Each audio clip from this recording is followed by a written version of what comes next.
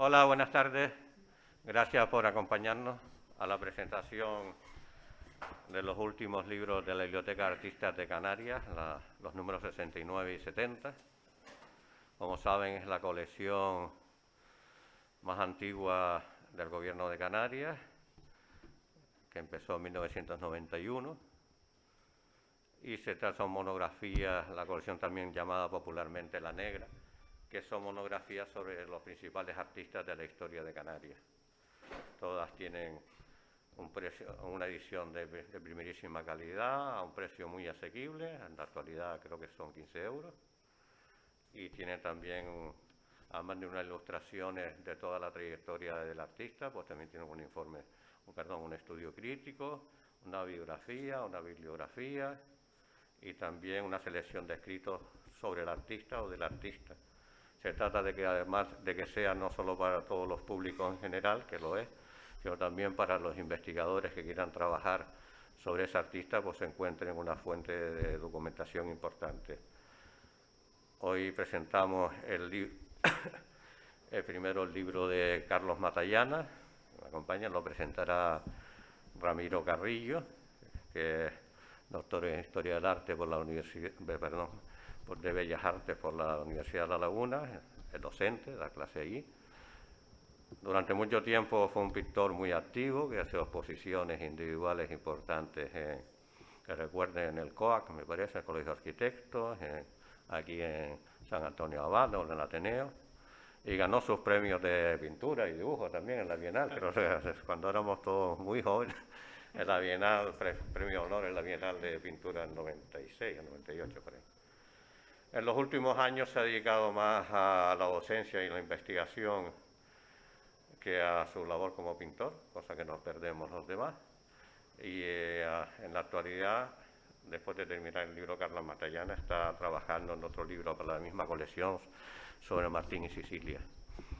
A continuación se presentará el libro de Hildegard Hahn, que Hildegard, como estaba hablando con ella, es una de las grandes personalidades de la historia del arte en Canarias, y que, como ha pasado con algunos, que es raro que por su trayectoria ellos no estuvieran en esta colección, pero es algo que corregimos ahora. El trabajo lo hace Dalia de la Rosa, que es miembro del colectivo Solar con Lola Barret, que son un colectivo muy de agitación cultural y de pensamiento crítico. Dalia, a pesar de su juventud, una treintañera, pues también tiene una larga experiencia crítica y de organización de exposiciones. De hecho, he comisariado conmigo en Tenerife en el TEA, bueno, el TEA comisarió la de Osmosis, creo, con Julio Blanca y ¿cómo se llamaba el otro? Carlos Nicanor, con la de Marlon La Zambuja en el TEA, aquí también una de los 90, que también poco me acuerdo mucho el nombre. En fin, es una de las críticas y historiadoras del arte más activas y que más se mueven dentro del panorama artístico canario. Primero presentan ellos el libro y después harán el de Hildegard Hahn. Gracias. Bueno, te toca.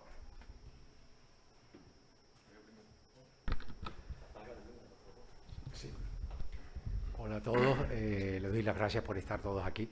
Pues bueno, solamente decir que, bueno, estoy muy contento con el resultado del libro, pero antes de nada, pues quiero dar las gracias a la Viceconsejería de Cultura, a don Juan Márquez como viceconsejero, que hoy no está aquí. También, por supuesto, a Carlos Díaz Bertrana, que es el director de estas ediciones. No sé si darle las gracias o medio matarlo, porque yo le dije que me lo dejara para más tarde, porque todavía estoy en trabajo y bueno, sacar un libro de esto pues lleva dedicación y mucho tiempo, y más con la complejidad de los tiempos que estamos viviendo con el coronavirus, etcétera, ¿no? Pero bueno, estoy muy contento y se lo agradezco mucho a Carlos Díaz que me haya incluido en estas ediciones, ¿no? Por supuesto a Ramiro Carrillo, agradecerle enormemente todo el trabajo que ha hecho, el esfuerzo que ha tenido para hacer todo esto y la paciencia que ha tenido conmigo, porque, bueno, en fin, a pesar de que creo que he sido buen chico, para responderle a todas sus preguntas extrañas que me hacía, como aquello de qué sentía en tu primera exposición. Y yo, bueno, pues me acuesto aquí como un diván de psiquiatra y te cuento, pero es en ese sentido. Pues bueno, la experiencia ha sido muy satisfactoria en todas las reuniones que hemos tenido, con todos los paliques que hemos tenido. A mí me ha costado un poco, quiero decir, porque revisar toda tu vida es jodida, es una puñeta horrorosa, ¿no? Para mí, vuelvo a insistir, era como estar en un psiquiatra y soltar por esa boquita pues todas muchas cosas que han pasado en la vida, ¿no? Y han sido pues 45 años aproximadamente desde que hice mi primera exposición. Han sido 45 años de pintura y que había que ordenar todo esto porque hasta ahora, como algunos saben, pues mi forma de trabajar no atiende, digamos, a una linealidad estilística. Por lo tanto, hasta ahora casi todos los críticos han hablado de mí puntualmente sobre cada exposición que según iba siendo, ¿no? Esta es la primera vez que alguien se enfrenta a enfocar toda mi trayectoria. Bueno, y en este caso, pues Ramiro ha sido valiente, ha hecho un estudio crítico, creo que profundo, y estoy muy contento con cómo ha acabado todo esto. Realmente no puedo decir mucho más porque me gustaría que hablara Ramiro. Yo solamente he venido aquí a agradecerles y poco más, salvo que alguno quiera preguntar algo después o lo que fuera, estoy encantado de responder, pero vamos, en un principio me gustaría darle la palabra a Ramiro y por supuesto agradecerles de nuevo a todos ustedes que estén aquí con nosotros acompañándonos. Gracias. Hola, pues buenas noches a todas, todos. Muchas gracias por venir. Muchas gracias a la regenta por acogernos aquí. También yo quiero dar las gracias a la viceconsejería por encargarme este trabajo, ¿no? A Carlos Díaz, en fin, que me encargó el libro de Matallana. Es verdad que también tengo que darle las gracias a Matallana porque Matallana le sugirió que podía ser yo la persona indicada para escribirlo, ¿no? Y en fin, yo estoy contentísimo de haber podido participar en este proyecto y además el encargo me hizo muchísima ilusión porque Matallana era para mí como un ídolo de juventud, ¿no? O sea, bueno, ahora, a ver, no me lleva tantos años, ¿no? Estamos muy cerquita, pero claro, esos años cuando éramos jóvenes se notaban más porque cuando yo estaba en Bellas Artes, estudiando Bellas Artes, pues me acuerdo de la exposición donde Matallana empezó a ser conocido en Canarias, la exposición de límites de expresión plástica en Canarias, era en el 85, y yo estaba estudiando, entonces para mí Matallana, que en aquel momento era un artista joven, pues para mí era como un ídolo increíble, ¿no? Entonces yo estaba flipando con él y en fin, para mí fue como que me hizo mucha ilusión, ¿no? Es verdad que el proceso del libro se ha construido, como dice él, a través de un montón de conversaciones donde he tratado de destriparlo, todo lo que le podía sacar. Me ha contado cosas de su vida, de su trayectoria y tal, hasta el punto en que al final yo le decía, no, tal obra corresponde a tal año, y sabía yo más que él de su trabajo en algunas cosas. Y ha sido un proceso en general muy interesante y muy bonito. O sea, ha sido bonito porque además hemos hecho equipo, hemos trabajado muy bien juntos, incluso con el fotógrafo, con Fernando Cobas, pues hemos hecho un buen equipo, ¿no? Y hemos pasado buenos ratos y tal, y con la diseñadora Alicia Cárdenas. Pero también ha sido interesante porque Matallana fue un actor privilegiado de la escena del arte en Canarias en los años 80 y 90, ¿no? Que a mi modo de ver es un periodo especialmente interesante del arte contemporáneo en las islas, ¿no? Y claro, tener la oportunidad de tener un relato de primer orden sobre un periodo que por otra parte yo también estuve allí, ¿no? Lo que pasa es que a otro nivel. Y me pareció una idea súper interesante. Una cuestión a destacar del proceso fue que, bueno, aparte de las conversaciones y tal, pues fue que hubo bastante fluidez en la comunicación en todo momento. Yo creo que hubo una buena negociación de nuestras ideas alrededor de su obra y tal. Él me transmitía, por supuesto, de qué iba su trabajo y tal, y entonces pues íbamos comunicándonos bien. Y una cosa que me llamó mucho la atención fue que no tuvimos prácticamente ninguna discrepancia en relación con la obra que tenía que aparecer en el catálogo. Aquí en lo que están viendo son obras que no están en el catálogo, o sea, lo que hemos puesto en las diapositivas son obras descartadas, ¿no? Que muchas de las obras descartadas tienen que ver con series menores, o sea, series que tuvieron menos impacto en el conjunto de su trayectoria, y otras obras son obras que nos encantaban, de hecho, pero que eran como más aisladas, como obras más episódicas, que no tenían tanto impacto final en su trabajo, y entonces pues la fuimos relegando, pero un poco como con pena, como qué pena que no nos quepa esto en el libro, ¿no? Y eso es porque él pues tiene una trayectoria muy larga, ¿no? Pero también muy prolífica, en el sentido de que tiene muchísimo trabajo hecho, mucho, pero también muchas series diferentes, ¿no? Ya saben, todos los que lo conozcan, pues que Matallana es un artista que destaca por su multipersonalidad, o sea, por tener una personalidad múltiple, por así decirlo, ¿no? Tiene como muchos estilos, ¿no? Y esto es algo especialmente interesante como reto, ¿no? Cuando él empezó a trabajar en el 85, no empezó a trabajar, mentira, cuando él despuntó, por así decirlo, empezó a ser conocido en el 85, pues fue en la época de la transvanguardia, del neoexpresionismo, ¿no?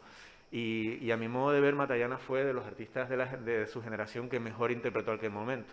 O sea, yo ahora mismo tuve oportunidad de ver en su estudio cuadros que no había visto desde aquella época, desde el año 85, unos cuadrazos enormes, impactantes, y esos cuadros habían envejecido súper bien. O sea, realmente los veía y decía, bueno, con la distancia de que aquel tipo de obra pues ya ha pasado años y ya uno lo ve con otros ojos y tal, sin embargo los cuadros se sostenían, estaban súper sólidos, eran cuadros que a mí me seguían impactando, ¿no? Y el caso es que cuando Matallana hacía esa obra, que parecía en aquel momento que era como muy carismática y tal, ya había hecho 5 exposiciones individuales anteriormente. De esas 5 exposiciones, al menos 3 que yo recuerde eran de estilos completamente divergentes, ¿no? Hay un estilo que aparece en el libro que es como una especie de pintura geométrica con formatos muy raros, ningún formato cuadrado, sino formatos irregulares y tal. Y otro que era una especie de informalismo, pero lo que pasa es que eso no lo metimos porque era demasiado ya trabajo demasiado escolar y tal, muy de la época de estudiante, pero en aquella época ya él tenía como una especie de divergencia en que cada exposición era como un planteamiento completamente distinto, ¿no?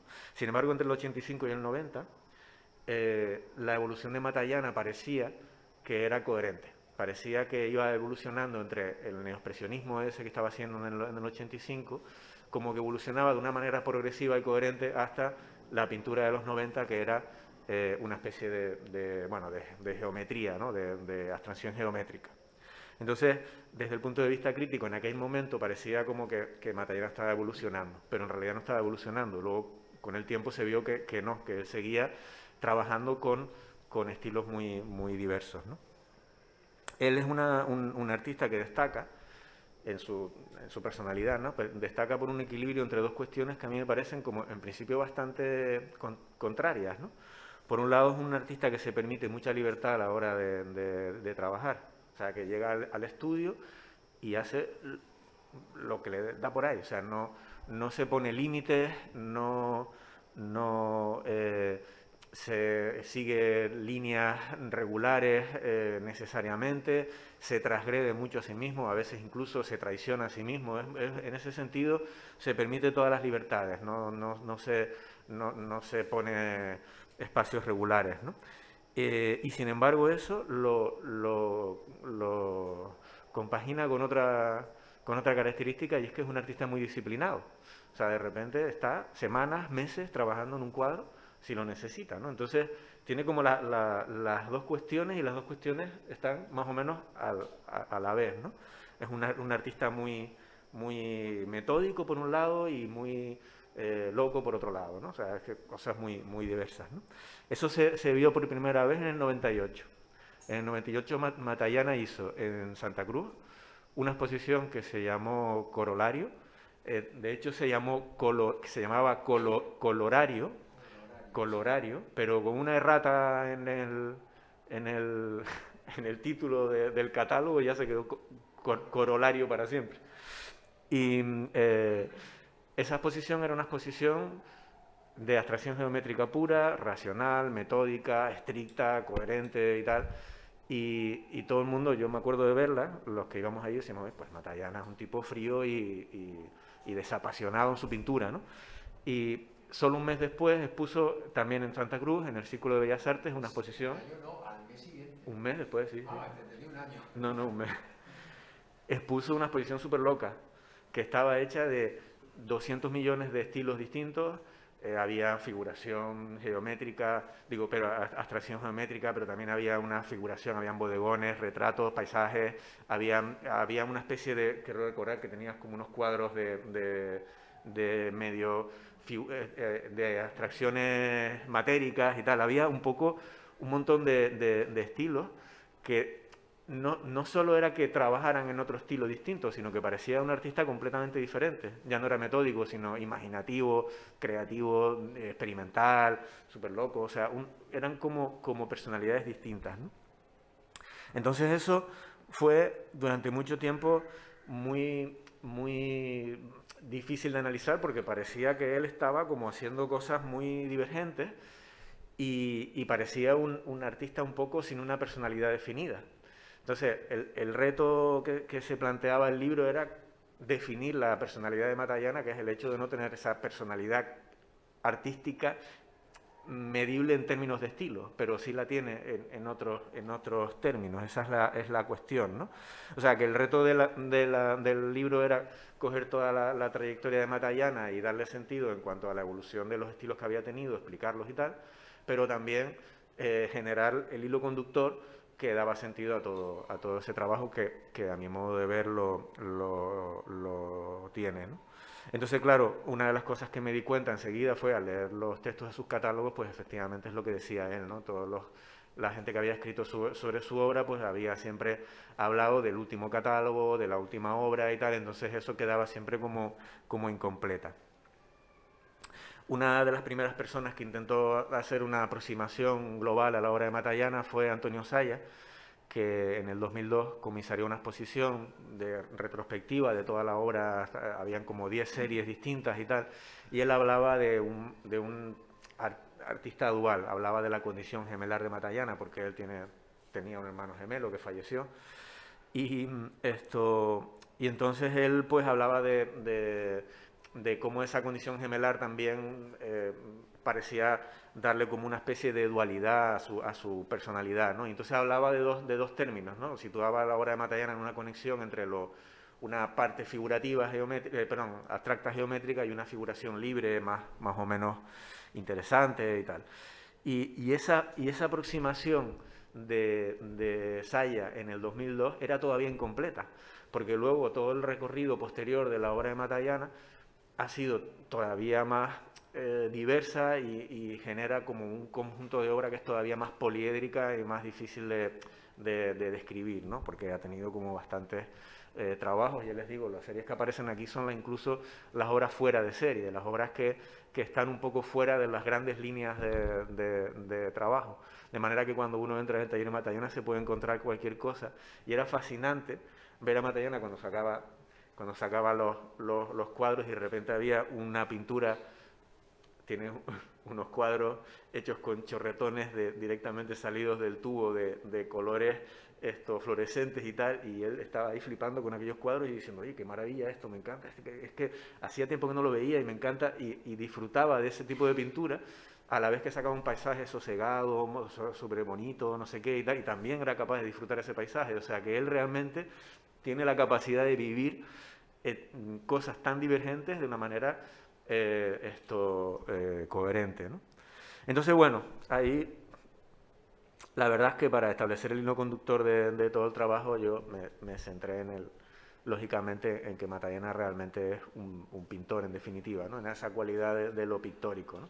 Entonces, hable mucho sobre la pintura y sobre cómo evoluciona el trabajo en términos pictóricos, ¿no? Ahí Carlos Díaz, que ha escrito de Matallana varias veces, él hablaba siempre de Matallana como un pintor hedonista, ¿no? Como un pintor que estaba interesado por la sensualidad, ¿no? Él dice que Matallana le interesa crear objetos, no sé si bellos. Había una frase, una expresión que dijo Carlos una vez, que a mí me encantó, que ponía que los cuadros de Matallana eran festines para la retina. O sea, que buscaba hacer obras que realmente fueran agradables, que sean voluptuosas, fueran obras bonitas o interesantes de ver, ¿no?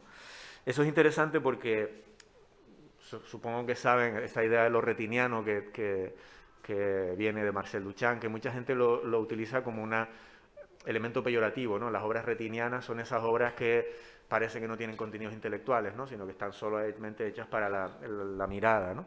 Y la cuestión es que, a mi modo de ver, el arte tiene que estar hecho para la mirada. O sea, yo creo que las artes visuales, pues son visuales, entonces no tienen que estar hechas para leer, sino para verse, ¿no? Entonces, ahí yo creo que Matallana tiene un aspecto interesante, porque él es un artista que piensa, o sea, cuya vocación, además lo dice expresamente, no con estas palabras, pero sí lo manifiesta continuamente, que él quiere tratar bien a la mirada. O sea, él busca seducir a los espectadoras de su obra, a la gente que mira, pues busca darles cuadros, o sea, enunciados visuales que sean para ser vistos y que sean para ser disfrutados, ¿no?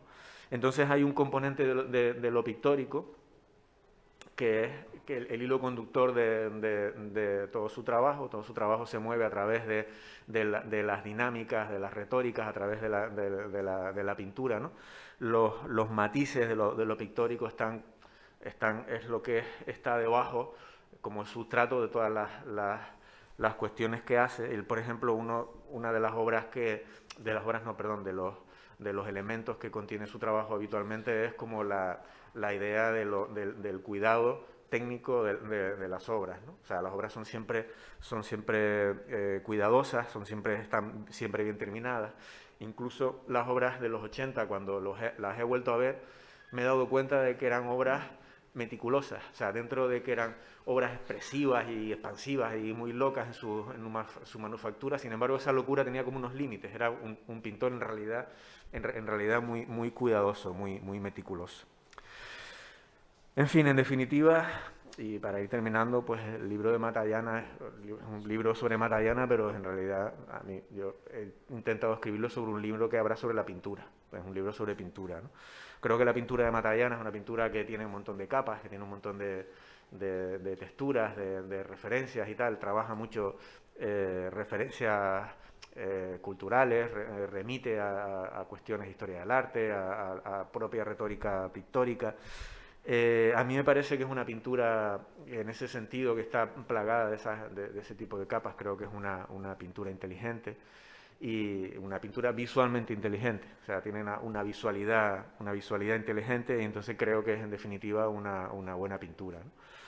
Así que bueno, la verdad es que el libro creo que ha quedado precioso. A mí me encanta. Me parece un libro súper bonito. Y yo estoy encantado de la vida, del resultado, ¿no? Y nada, yo por mi parte agradecer solamente a Matallana, porque la verdad es que los ratos que hemos pasado en el estudio pues han sido súper gratos y yo he aprendido un montón. Entonces nada, solamente darte las gracias otra vez y nada, muchas gracias. Gracias.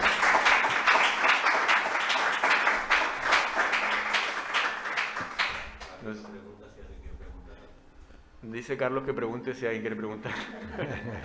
Si alguien quiere preguntar alguna cosa.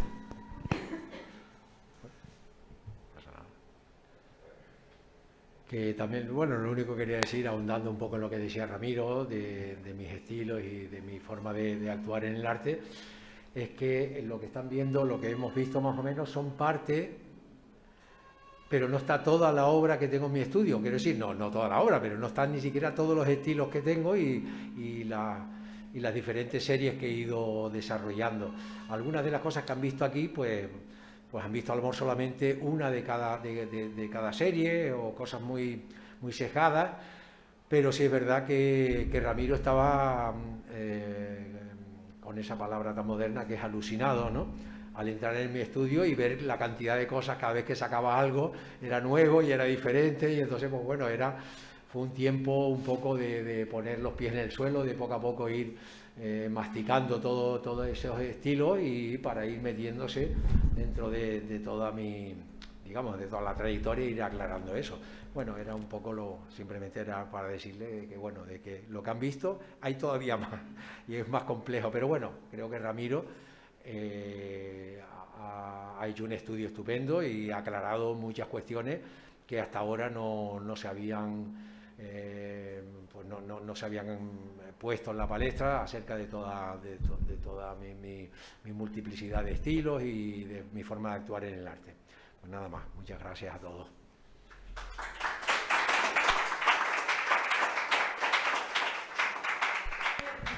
Carlos, quería preguntarte, lo que pasa que en tu trayectoria, de tu carrera, que es estupenda, ¿te ha dado una satisfacción independiente económicamente también, más placentera que económicamente o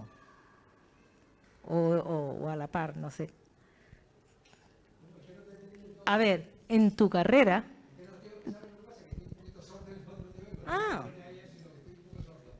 que en tu carrera, que si realmente te ha dado satisfacción, independiente económicamente, también satisfactoriamente, ¿no? Me imagino que es a la par. Y te has inspirado, como ha dicho el señor Casimiro, en tu personalidad, tu creatividad, ha salido de tu personalidad, que ha sido diversa. Eso es lo que me ha encantado. Pregunto que sí, realmente ha sido satisfactoriamente para ti, para tu bienestar como artista.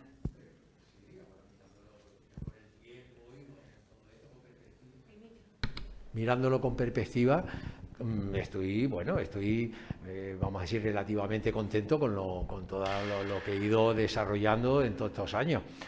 Pero yo me di cuenta ya desde muy joven que mi forma de actuar en el arte era de esta manera. Yo me di cuenta desde que tenía 20 y pocos años, desde que empecé a hacer mis primeras exposiciones, que la primera fue a los 17 años, digamos.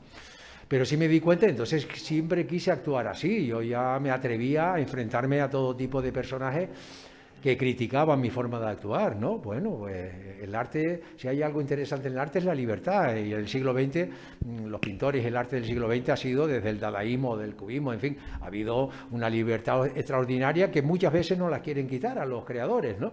Y yo paso de todo esto, yo quiero decir que a pesar de que es complejo actuar de esta manera y poner los puntos sobre las i y saber hilvanar todo esto, aunque incluso muchas veces juego al despiste, a despistar al personal, porque sí, porque me gusta. A mí el arte, como la vida, pues, es un juego. Y por otro lado, satisfacción económica ninguna, porque, bueno, a pesar de que más o menos he vendido como el que más o el que menos, pero yo siempre también una de las cosas que tuve clara, y eso también se lo tengo que agradecer a Carlos Díaz Bertrana, que cuando era director general de Cultura, pues me ofreció trabajo para estar en la viceconsejería. Digo esto porque eso me dio posibilidad, o sea, ya tenía el dinero ganado para llegar a final de mes, entonces eso sí que me dio posibilidad para hacer lo que realmente me diera la gana en cuanto a cualquier tipo de pintura, ¿no?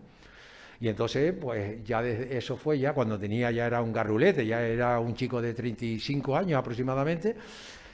Y bueno, pues a partir de ahí creo que fue cuando ya estaba más o menos maduro en cuanto a la pintura, y fue cuando realmente creo yo que empecé ya a hacer una obra bastante más madura, ¿no? Que bueno, viene a coincidir con los años 90 más o menos. Y nada más, eso es lo que puedo decirte. Pues muy bien, muchas gracias, Carlos. Gracias. Y esperamos verte pronto en Lanzarote. Sí, allí nos veremos. Okay. Si alguien quiere decir algo más o preguntar algo. Muchísimas gracias.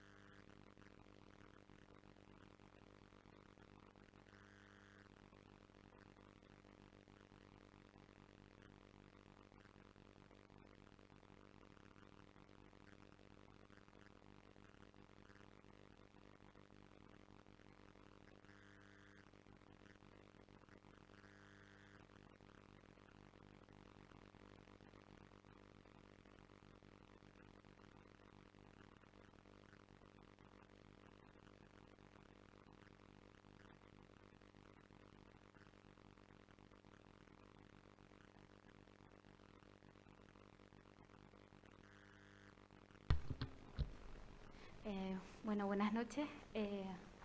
Muchísimas gracias por venir.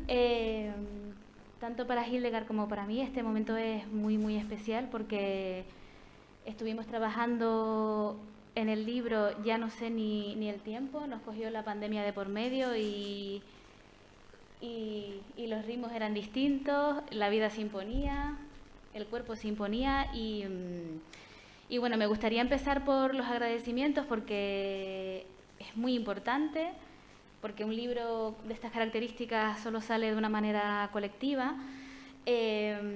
Bueno, obviamente, primero que nada, la Viceconsejería de Cultura por posibilitar este tipo de trabajos, a Carlos Bertrana por impulsarlo y también por exponer la necesidad de que figuras como Hildegard Hahn tengan un estudio de este talante y que justo en la época en la que él está llevando la colección se cambie la denominación por Biblioteca de Artistas de Canarias, incluyendo pues a canarios y canarias, ¿no?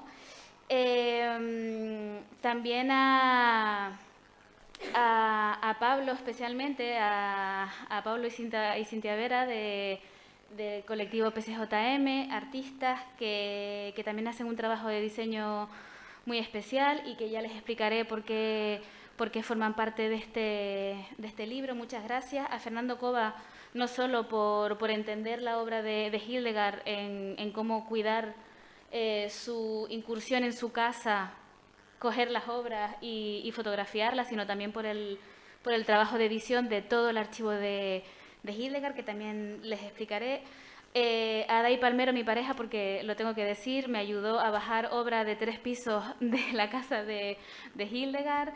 Especialmente también todo lo que aprendí con las correcciones de Dulce Piñero Barrera. Fue una corrección dura, hay que ser honesto y también decir esas cosas, pero aprendí muchísimo. También a muy buenos amigos, a Lola Barrena, José Mesa y Emilio Prieto, porque cuando estaba muy agobiada con todo el archivo fotográfico de Hildegard, que también les explicaré, me ayudaron en muchas cuestiones a ese respecto a nivel técnico. También a las conversaciones con César Ubierna y Héctor Moreno. César Ubierna fue el director de la Casa Museo Antonio Padrón y Héctor Moreno comisarió la última exposición individual de Hildegard en 2019 y gracias a determinadas conversaciones me ayudaron a ordenar un poco la larga trayectoria del artista y luego a artistas que le tengo mucho cariño, con los que hablé, a Jorge Ortega, a Pedro Denis por rebuscar en su archivo y su memoria, también a José Rosario Godoy algo le tocó de mensajes de acercamientos a la isla y al contexto gran canario que yo no podía, por edad y por reconocimiento, no podía unir. Fueron unos eslabones muy importantes. A Efraín Pintos por haber registrado parte de las instalaciones tan importantes que Hildegard desarrolló. Y también al legado, que ahora comienzo a explicar un poco el libro, al legado de las distintas voces que durante casi 50 años han hablado de la obra de un artista que es muy coherente y muy honesta con toda su producción de pensamiento y de producción artística, porque no le interesa las cuestiones que tienen que ver con la autoría, con el protagonismo, con obras que no se terminen de completar cuando una persona está delante de ellas. Y bueno, me gustaría comenzar pues un poco por el proceso del libro, cómo fue mi acercamiento a la obra de esta artista. Ella llega a Canarias, bueno, es de origen checo. Ella llega a Canarias en 1973 y podríamos pensar, bueno, no es Canarias, pero sí es Canarias, es canaria porque toda su producción artística, la más importante en un sentido en un sentido determinante para su vida y también para buena parte del contexto, se desarrolla en Canarias. Y es un artista multidisciplinar que cultiva muchísimas formas de trabajo a nivel técnico, pero también a nivel intelectual. La estructura del libro fue una decisión bastante difícil porque las series, como ahora veremos, no están ordenadas en un sentido cronológico, pero sí hay un sentido cronológico. Es decir, cuando ella llega a Canarias ya estaba cultivando la fotografía, el dibujo, la pintura. Su producción pictórica es, sinceramente, apabullante y, dada su educación, nunca tuvo miedo a incorporar otro tipo de objetualidades en sus formas de trabajo. Por lo tanto, en el libro se encontrarán que hay bloques temáticos que tienen que ver con sus intereses, con series que se desarrollan unas con otras y como muchas son producto de investigaciones que se van hilando. Un aspecto muy interesante de ella es que sus proyectos son proyectos de largo recorrido, es decir, pasan años en los que ella va desarrollando determinadas cuestiones y luego son vertidas en una exposición o en un vídeo o en una fotografía. Aquí tienen, por ejemplo, una de sus primeras fotografías del año 73. Cuando ella llega a Canarias, llega en un momento muy determinante de su vida y el paisaje, esto no es una romantización del extranjero que llega, sino es el paisaje, de alguna manera rescata las formas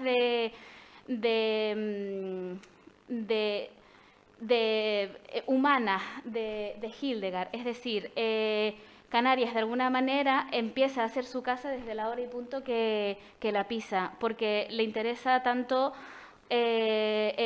cuestiones como la luz, cuestiones como el agua, cuestiones como el movimiento. De repente la isla se convierte en un gran laboratorio que representa muchísimas preocupaciones que ella tiene a nivel global.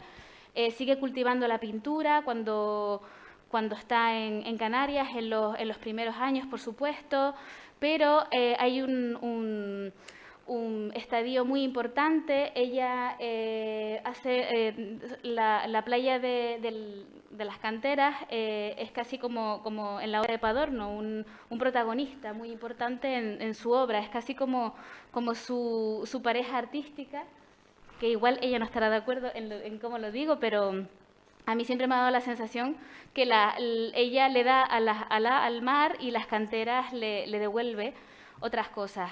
En el año 90 hace esta serie de obras que se llaman Cuentos del Atlántico. Como verán, difieren mucho de este tipo de pinturas, ¿no? Que sí que están conectadas, porque están hablando del paisaje, del horizonte, de lo urbano, del tratamiento que la masa humana hace del territorio.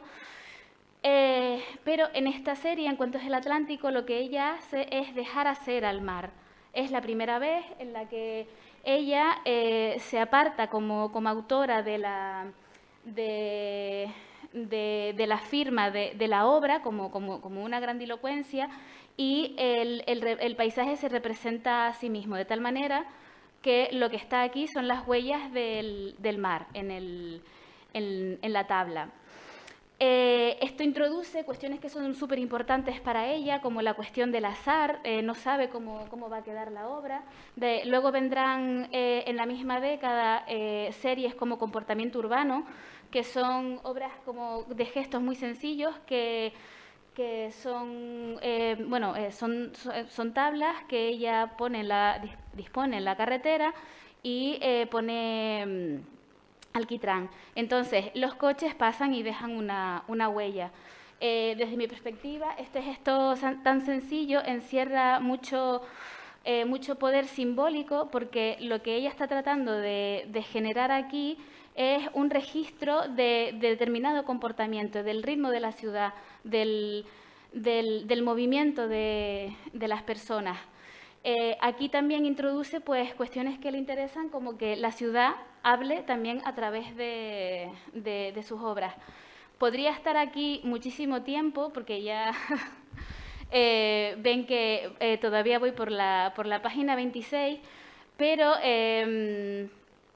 este tipo de cuestiones serán muy importantes para obras futuras y que yo creo que son determinantes dentro de la historia del arte en Canarias, que son las instalaciones o escenarios, como a ella le gusta pensar, que son escenarios en el sentido de que la obra total, la obra acabada, no existe per se, sino que es como un cúmulo, como una circunstancia de sensaciones y de gestos que se completan cuando las personas acceden al espacio. Es interesante como para ella, bueno, yo siempre le he dicho que es una persona muy, muy moderna en el sentido contemporáneo. O sea, Hildegard, si tuviera 20 años hoy en día, igual su lugar de exposición no sería la sala, sino sería, pues, me da miedo pensarlo. O sea, no sé cuál sería. Esta serie le tengo especial cariño porque los dos primeros trabajos que yo vi cuando era casi que adolescente de Hildegard Hahn, de un artista que no sabía quién era, fue primero uno que era sobre cristales, que ya les contaré porque viene a continuación, y esta exposición, que la vi por catálogo, obviamente, porque esto es en el 94, que se llamó La milésima parte I1. Aquí ella ya está evidenciando una de sus mayores preocupaciones, que es el comportamiento en sociedad, el comportamiento de la masa. Estamos hablando en una época en la que el concepto de moda era la aldea global. Entonces, en esta exposición, ella, a través de esta... No sé si se ve el ratón. Ah, pues sí, se ve el ratón.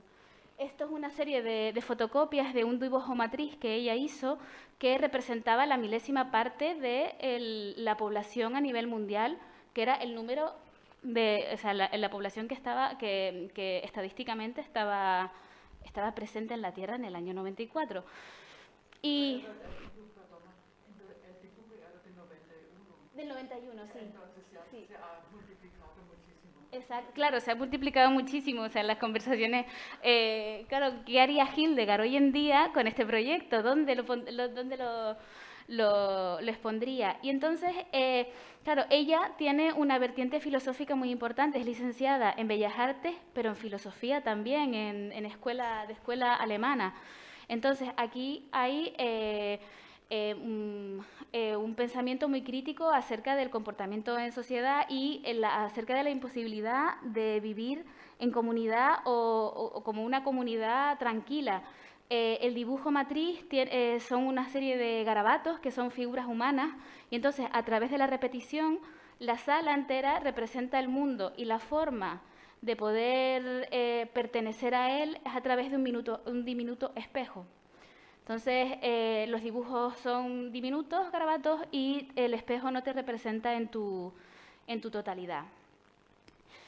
Todas estas preocupaciones también devienen en una serie muy importante, en un trabajo muy importante que se llamó, la exposición se llamó Cícer, retrato de un paisaje, y bueno, esta igual es una de las exposiciones a nivel visual como que más representan a golpe de vista el trabajo de Hildegard a nivel histórico. Como buena pensadora, es muy sistemática y a ella no le interesa el arte desde una perspectiva netamente artística, sino que lo ve desde un punto de vista mixto y holístico. Todos sus catálogos tienen intervenciones de antropólogos, de psiquiatras, de médicos, de geógrafos, de arqueólogos. Y este trabajo es la sistematización de la recogida de cantos de cristal durante 365 días en la playa de la Cícer. Y esta es la forma en la que tiene ella de representar cierto paisaje, pero también cierta forma de consumo, cierta relación. El paso del tiempo, sí. Muy importante. Y bueno, este tipo de trabajo también lo sistematiza en estos papeles milimetrados de aquí. Y seguimos con trabajos de estas características y llegamos, por ejemplo, a trabajos como la Torre de Babel, que también son muy interesantes porque recoge todas las cuestiones de las que les he mencionado ahora, como el paso del tiempo también, porque la Torre de Babel es una serie de piedras también recogidas en las que ella va insertando distintas grafías con distintas fuentes, sacadas de múltiples fuentes de lenguaje científico, arqueológico, moderno también. Y bueno, empieza a desarrollar un interés por lo temporal, por el lenguaje, por lo temporal del lenguaje, por la finitud. Aquí ven, esta fue aquí en la Regenta, que yo tuve la suerte de verla en 2011. Y bueno, también a niveles filosóficos, toda este comportamiento humano, este paso del tiempo y demás, se desarrolla y se vislumbra también en una exposición muy interesante, Uiclos, que hace en el año 2002. Y es muy interesante porque aquí está basado en un texto de Sartre sobre una habitación en la que están encerrados y no se puede salir, y a través del juego de espejos y de imágenes de ventanas de distintos espacios en los que ella ha estado, pues se producía un efecto muy interesante. Les adelantaba antes que a nivel instalativo su producción artística es muy importante porque de alguna manera desde finales de los 90, ella está cultivando un lenguaje a nivel experiencial y gestual en cuanto gesto que no es demasiado cultivado en Canarias. De hecho, Clara Muñoz, que bueno, está muy presente en el libro porque fue una de las personas que más escribió sobre ella y sobre su trabajo, escribió ampliamente sobre los efectos que producían sus instalaciones, es decir, sus escenarios, ¿no? Y, por ejemplo, aquí volvemos a hablar del lenguaje. Esta instalación se llama ECO, Parlamentos y Polifonía, es del 2003 y también tiene como ese giro lingüístico, son mensajes, algunas piezas tienen espejos, se replican entre sí. Y bueno, aquí también está la cuestión de la instalación. Me gustaría explicarles profundamente cada trabajo y me da pena pasar página tras página, pero lo tengo que hacer y me gustaría pararme un poco en este sentido, porque en este tipo de imágenes, porque Hildegard incorporó muy buena parte de su experiencia vital vierte buena parte de su experiencia vital en sus trabajos. Y es muy interesante la honestidad con la que acoge los medios de los que se beneficia, porque él usa la fotografía, usa el vídeo, y es muy interesante cómo lo usa, porque lo usa para registrar el comportamiento humano, el comportamiento en sociedad, como ella lo llama, pero también como para representar cuestiones como la fugacidad, el paso del tiempo. Esta es una exposición que se tituló Viajar, que tenía esta serie de fotografías y también ¡Uy! ¿Qué ha pasado? ¿Fui yo? No, ya, pero... Uy. ¿No, y pasé de diapositiva? Ah, perdón. Vale, perdón. Estábamos con este tipo de registros fotográficos, y es interesante cómo ella va unando distintas fotografías que son de tiempos distintos, de viajes distintos, con también de repente pues cuestiones más cotidianas que tienen que ver con su espacio de vivencia y demás.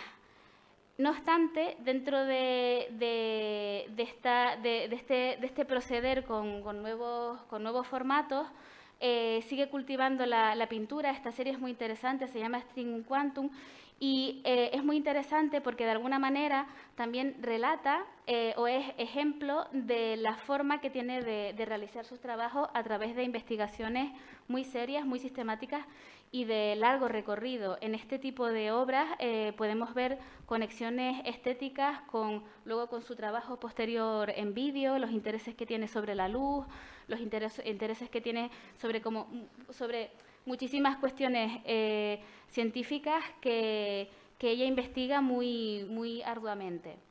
Entonces aquí tienen distintos ejemplos.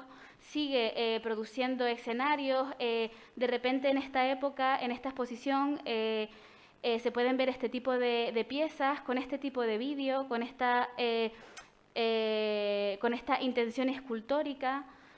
Y una parte muy interesante de su obra, que como han podido ver es bastante diversa, aunque siempre trata como hitos que se van creciendo poco a poco a lo largo de los años, es su producción en vídeo. Porque de alguna manera, como les decía antes, tienen que ver con cuestiones de la captación de la luz, de lo temporal, del paso del tiempo, pero también con cosas como la cotidianidad, con cuestiones científicas. Esta pieza se llama Teorema de Carnot, que está justo en esta exposición. Voy a pasar un poquito.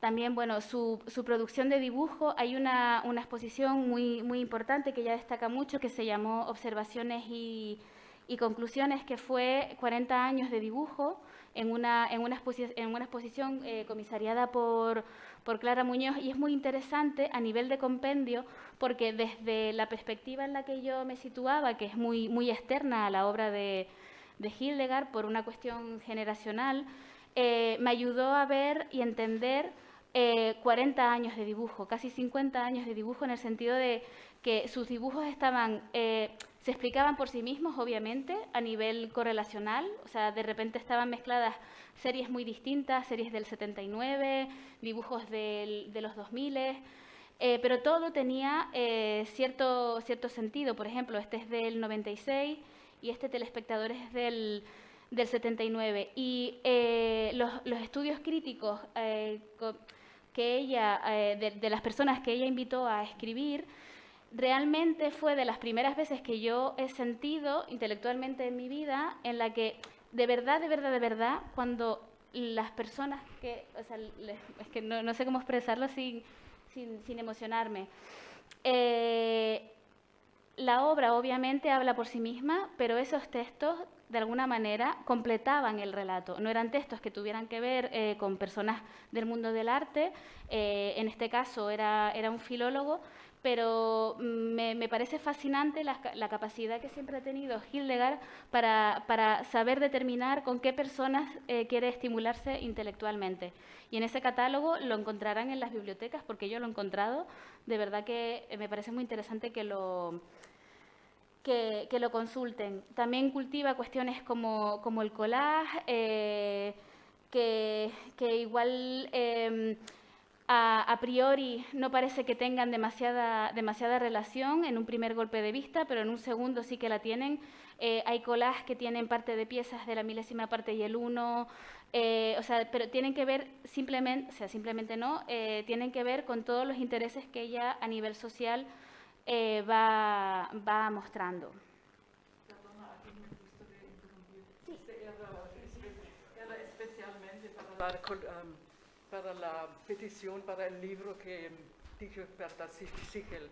Este es un poco fuera de mi interés en general, pero sí. Me interesa también la relación entre la mujer en la sociedad. Exacto. Y esto es un poco, son típicos un poco llamativo, y también querían provocar. Sí, son muy pero provocativos. Normalmente no es mi forma de ser o de trabajar con provocaciones, pero en algunas ocasiones es necesario. Algunas ocasiones es necesario, y justo en esta exposición... Además, para el libro que quería la señora.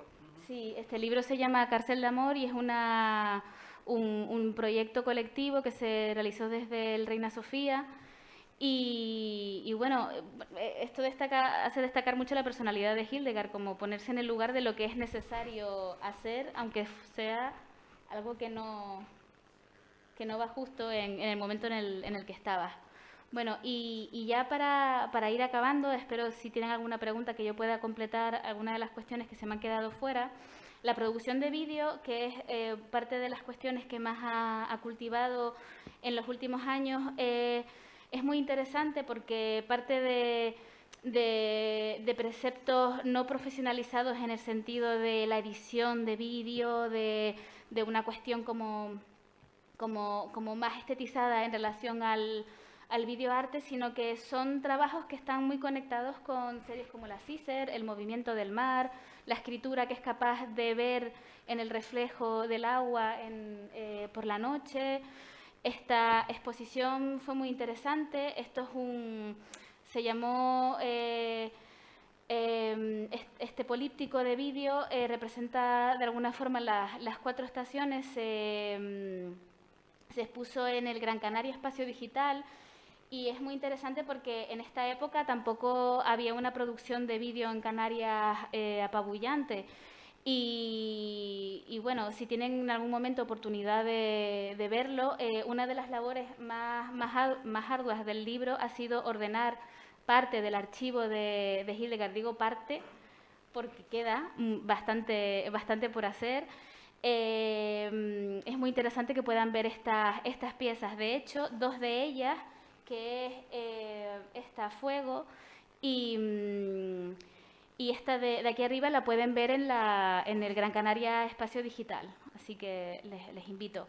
Luego, esta es la portada del libro, esta es Cachaturian, y es bello en sí mismo como gesto. Ella está estudiando, observando la relación entre el agua, el aceite y el fuego y el calor.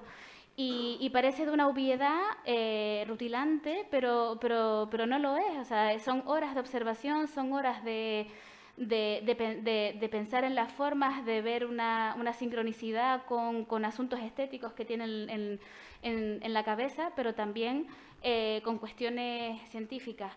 Entonces, en sus vídeos parte de cuestiones tan sencillas como esa, pero muy potentes porque son cómo funciona el mundo, y también de la observación tanto de la naturaleza, de la costa, como de la urbe en distintos momentos del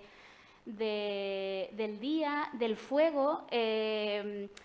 Esto es un anecdotario, pero una de las cosas que más me gustaba del libro, que al principio me daba como un poco de vergüenza porque no sabía qué decirle. Hildegard me mandaba muchos vídeos por WhatsApp, que era muy interesante porque me mandaba vídeos del fuego en movimiento, de velas, de cosas que son como muy casuales, pero que en su vida son muy cotidianas. Y al paso de los meses, todo ese cuerpo de vídeo tomó forma, y como corpus creo que es muy interesante. Y bueno, no sé si se me queda alguna cuestión.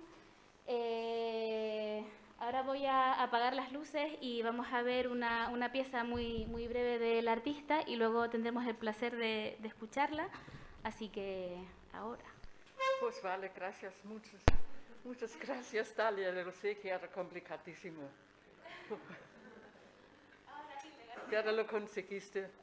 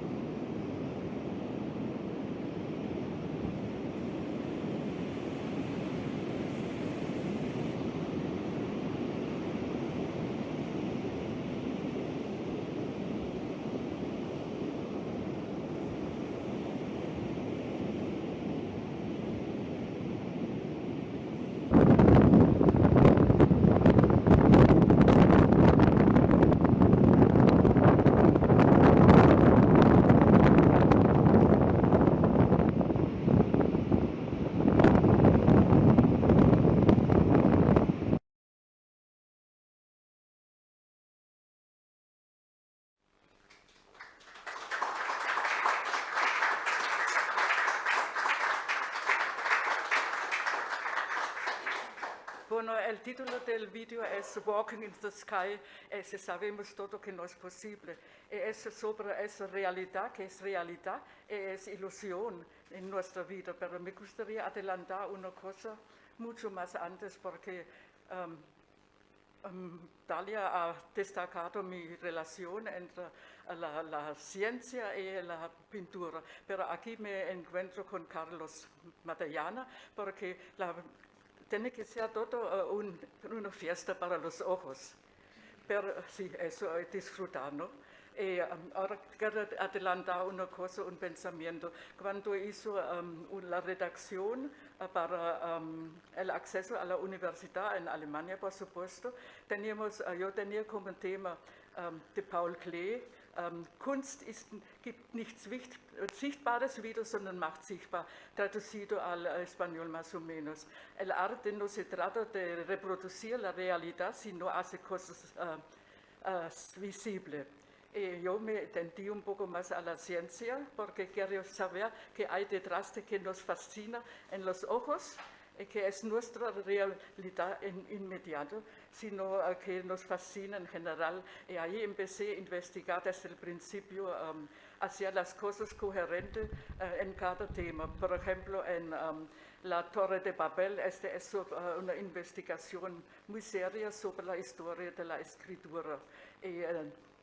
Porque no es tan fácil, ¿no? Los primeros joyas que tenemos están en las cuevas rupestres, ¿no? Algunas en la arena y otras la marca, aquí estaba yo y aquí esta es mi identidad.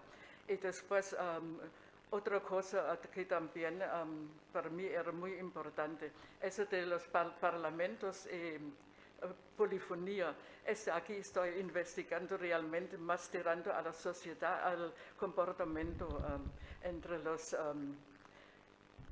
que nos rodea, ¿no? Hay 4 grupos, hay unos que son los religiosos, son diferentes colores también, los otros son religiones y todas sus consecuencias para la gente, para la sociedad. Y después otra es la ciencia, y la tercera es, ahora no sé yo mismo, es también la vida cotidiana, y la cuarta es sobre nuestra imaginación, sobre nosotros, cómo nos comportamos en sociedad. Y tiene diferentes, además están así colgado que uno tiene que pasar y verse en el espejo, al revés, no hay nada, pero se ve reflejado en los textos. Y esta es una cosa. Y otra cosa que iba a explicar un poco más, Huy Gloss es sobre un texto, una obra de teatro de Sartre, a puertas cerradas, supongo ustedes gran parte lo reconocen, ¿no? Y es la cosa que lo mismo también, que se trata de que... Sí, hablo con las manos. La parte son cajitas de perforados espejos delante y dentro no hay absolutamente nada. Este es simbólico por la gente que está aquí encerrada en este teatro. Están al principio cada uno en sí encerrado, pero no pueden escaparse, están encerrados definitivamente. Y hay una frase que me gusta muchísimo de Sartre, que dice, estamos, con todos nuestros actos estamos reflejándonos como queremos en otras personas. Y este está muy bien, este es humano, pero por otra parte, queda una mínima parte que uno tiene que demostrar que también sabe pensar y ponerse los pies en el suelo. Y ese es, dice, el más complicado es el otro, el infierno es el otro, se explica eso. Y contra esto también tengo más bien también otros elementos en la exposición, fotografías muy grandes, todos con puertas cerradas también, para demostrar es nuestra realidad, es realmente agobiando si pensamos como ahora llego a la 1000ª parte de 1. Es una investigación también muy largo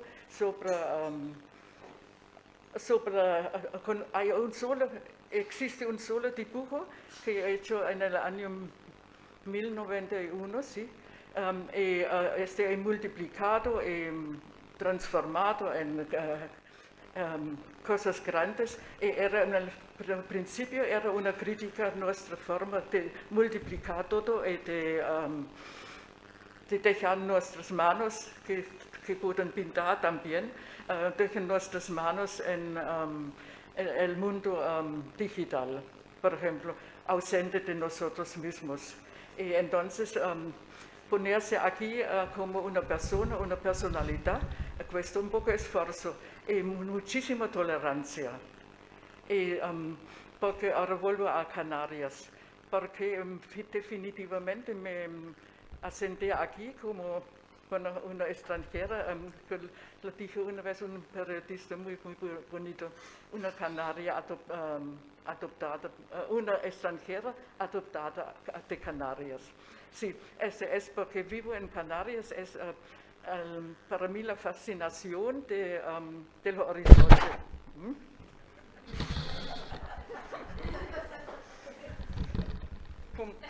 Como los niños, sí, me ato. Entonces, ahora perdí el hilo. El horizonte Canarias, porque el horizonte es por un lado hace un límite, ¿no?, físico, pero por otra parte también despierta nuestra curiosidad que hay fuera de nosotros, fuera donde no podemos pasar con nuestra voluntad, si no quisiéramos, pero con nuestra imaginación.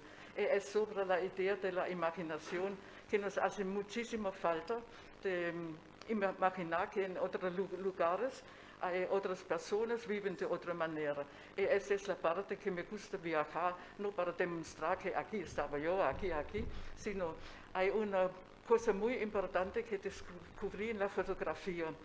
Si repito el mismo lugar, un día después puede ser que hay otra gente, que hay otro clima, hay otras nubes que pasan, pero nunca se dice la fotografía es un reflejo directo de algo existente.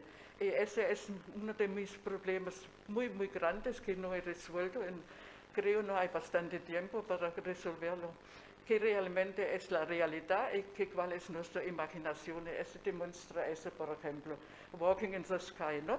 Cuando pasan algo que hace sombra, de repente caminamos en la playa de las canteras, no en el cielo. Pero para nosotros artistas también es muy común que vivimos de ilusiones, ¿no? Y también que disfrutamos de nuestro trabajo. No es todo tan serio como he demostrado ahora.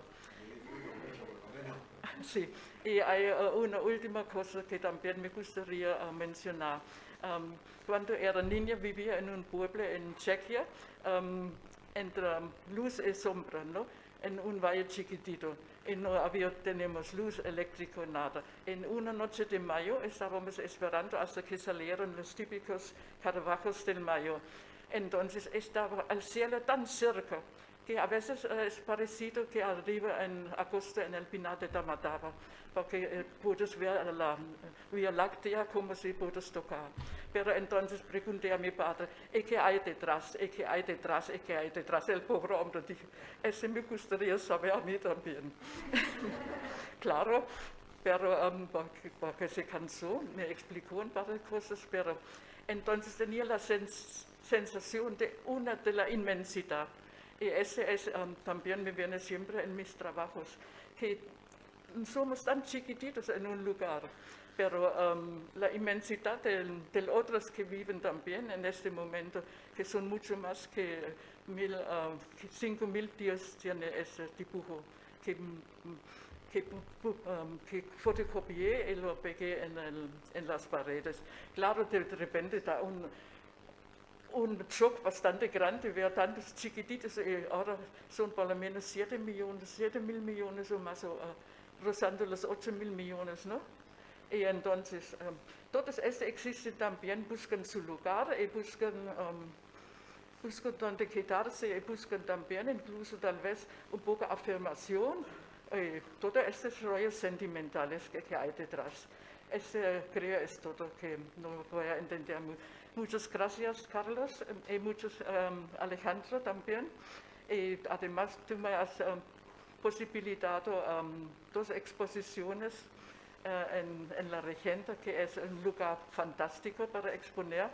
Y ese es que mencionaste tú, que todo viene después y también 2 exposiciones en el Museo Elde es la Ciencia, precisamente entre la ciencia y arte.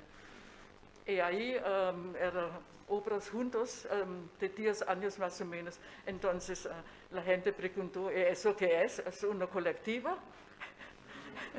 Y yo dije, no solamente es una línea de investigar que uno avanza, cada vez entran más intereses para otras cosas. Hay una cosa en mí, soy muy espontánea, si tengo una idea, entonces sigo el hilo conductor, pero otra forma de expresar, porque también es muy difícil expresar emociones visualmente. Es casi imposible, pero se puede conseguir, ¿no? A mí me gusta este vídeo, por ejemplo, yo estaba en la playa caminando tranquilamente y después en la parte de Sisa donde hay la arena negra, había esas estrellas que habían caído del cielo. Y yo caminaba, y cuando llegó, por ejemplo, mi bolsa, hizo un poco de sombra y desaparecieron. Y es un montón se puede aprender, solamente observar y hacer las cosas con ganas. Ese era todo lo que quería decir. Y muchas gracias por dejarme este libro. Gracias a ti, lo repito una vez. No era nada fácil, aparentemente, que una persona que es más científica, investigadora, encontrar también lo fascinante que es el arte. Y tú lo conseguiste, sí. Se te olvidaron los cuadros muy grandes porque también es una ilusión, pero es lo más complicado de hacer fotografías. No sé, todo es... Bueno, eso habla un poco de la metodología, bueno, no metodología de trabajo, pero el tratamiento del archivo de Hildegard. Ella ha sido una persona muy meticulosa y todo lo tiene guardado, registrado. Claro, hay muchísimo CD-ROM en su casa, llegué a ver disquetes, hay muchas piezas pictóricas. Y claro, hay 100 y poco páginas en el libro.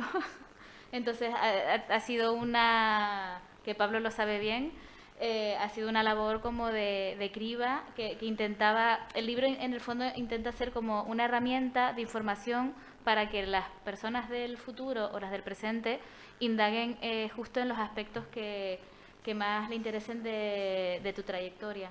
O sea, lo veo como, por supuesto, como un homenaje a tu extensa claro, obra. son recortes, por ejemplo, que para la Bienal es danza de piedras, ¿no? Sí. Esa es una masa fundamental que yo no hago esculturas, sino escuchaba que tienen dentro, es buscando la esencia de las cosas sencillamente, y las piedras, los basaltos, que cristalizan en el mar, forman estas maravillosas, no sé, seguramente ustedes conocen todas las salinas, esta estructura fantástica.